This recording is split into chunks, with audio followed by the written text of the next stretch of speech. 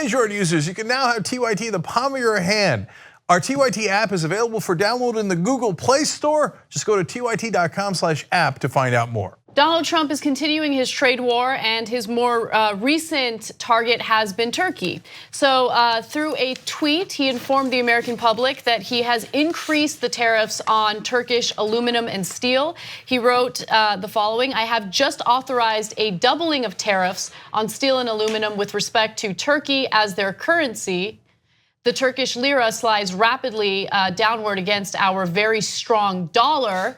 Aluminum will now be 20% and steel 50%. Our relations with Turkey are not good at this time."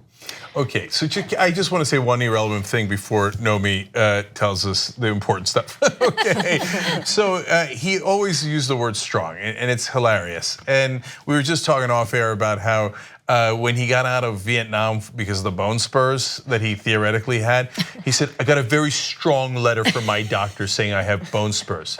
Why is that letter strong? It was in all caps. Bone spurs ever. Like in fact, wouldn't it be the exact opposite? It's a weakness that prevented you from going to war.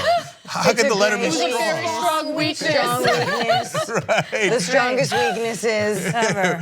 So, but in this case, a strong dollar actually does mean something. There is a strong dollar. It might be the only time he's ever used it appropriately.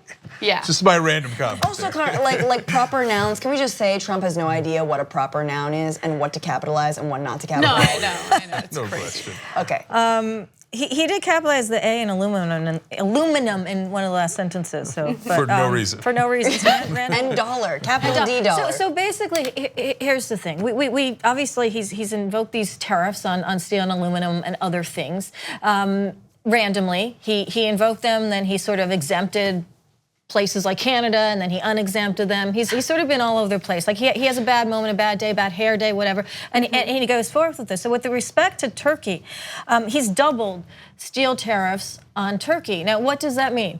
That means that Turkey, who is actually, and this is a fun fact about Turkey, they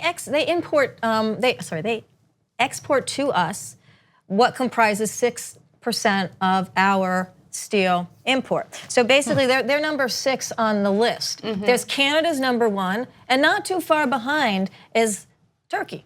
So doing this actually does hurt Turkey. But more than that, it hurts producers of steel everywhere. It hurts users of steel here in the United States as well. So for example, if you are a company that needs steel to go and build your bridge, all of a sudden, just because there is a higher tariff on one component of where steel comes from into the United States, it means all of the steel prices get squeezed up. And that means that your plan to build that bridge has to be rethought because now your expenses are higher. And the workers that were to get involved, maybe you don't need as many, or maybe you don't do the entire project to begin with. So there's a knock-on effect for workers in the United States. There's a knock-on effect, which there was this morning in the markets through all of the banks, basically in Europe and in the US, because all of a sudden, yes, the lira, as the president correctly pointed out, which was already down by 36% this year relative to the dollar before he did this, went down another 12 to 14%, settled it down 10%. That meant a lot of money came out of Turkey, which it could use for other things.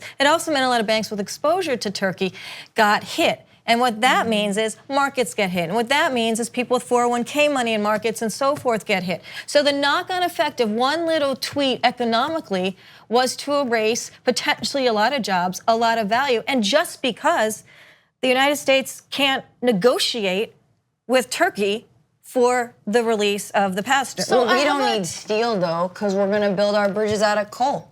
So very clean coal. That's right. We're gonna clean it, and then we're gonna build bridges out of it. Right. Okay, but I have a question for you, and I've been trying to figure this out on my own, and you're more of an expert on this than I am.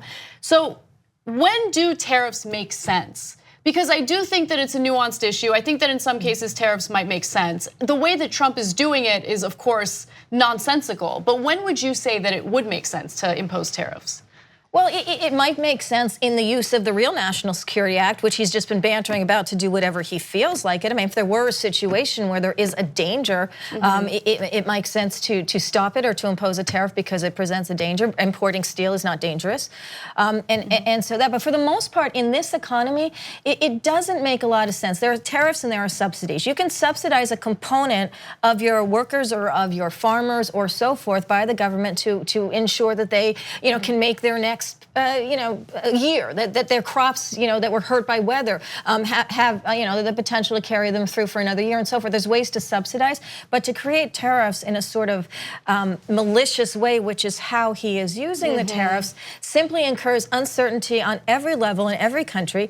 It incurs uncertainty immediately. It's not like a tariff that will, it's not a year it goes on. It's like immediately it chokes companies, it chokes workers potentially. So it isn't good to be used right now. And there was one national security threat, and that was ZTE. And that's ironically the one company that Trump actually helped to get back into the American market. All the intelligence agencies were saying don't do that with telecommunications company in China. And finally, there is what he says and there's the reality. So he called Canada a national security threat. How preposterous to do tariffs. In this case, is it really because the lira went down? Or is there some other political dynamic behind the scenes to punish Turkey for something they didn't like and using the lira as an excuse? That is far more likely, but we don't yet know what the real reason is that he's attacking this particular country. The lira going down is not a national security risk to the United States. Of course not. It just simply isn't. Maybe to Turkey it is, but it isn't to the US. It completely isn't. So conflating all of those things basically means he forgot the reason why he's even able to unilaterally do this and not go through Congress. 2 easy ways to follow the Young Turks. One is hit the subscribe button down below. Then you're a TYT subscriber. And second is ring the bell. And when you do that on YouTube, you're notified of our videos.